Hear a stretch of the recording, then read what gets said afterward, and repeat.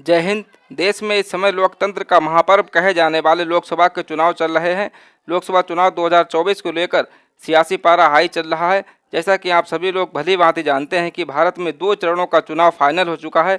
तीसरे चरण के चुनाव को लेकर सियासी पारा सभी राजनीतिक दलों का हाई चल रहा है। दूसरे चरण की वोटिंग हो जाने के बाद सभी राजनीतिक दलों की निगाहें अब तीसरे चरण की वोटिंग पर टिकी हुई हैं। ऐसे में सभी राजनीतिक दल अपने अपने चुनाव प्रचार में जुटे हुए हैं तथा तमाम प्रचार सभाओं में एक दूसरे पर आरोप प्रत्यारोप का दौर जारी है। इस बीच देश में जहां चुनावी माहौल गरमाया हुआ है, वहीं कांग्रेस के राष्ट्रीय अध्यक्ष के एक बयान से भारतीय जनता पार्टी में भूचाल आ गया है, जिस कारण से पूरा बीजेपी खेमा परेशान हो चुका है। कांग्रेस के राष्ट्रीय अध्यक्ष ने एक जनसभा को संबोधित करते हुए कहा कि जनता ने इस बार के लोकसभा चुनाव में परिवर्तन के मूड में है और जनता ने इस बार के लोकसभा चुनाव में परिवर्तन का पूरी तरह से मन बना लिया है। उन्होंने कहा कि बीजेपी इसका ट्रेलर खुद पिछले 2 चरणों के चुनाव में देख चुकी है। भारत में राहुल गांधी की बढ़ती हुई लोकप्रियता ने प्रधानमंत्री नरेंद्र मोदी की रातों की नींदें उड़ा दी हैं। बता दें कि राहुल गांधी की रैली में उमड़े जनसैलाब ने बीजेपी खेमे की चिंता को बढ़ा दिया है।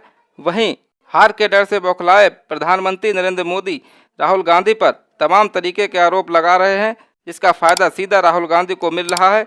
इस बार देश में बड़ा बदलाव होने वाला है। पीएम मोदी की इस कदर हार होगी जो कि इतिहास के सुनहरे अक्षरों में लिखी जाएगी।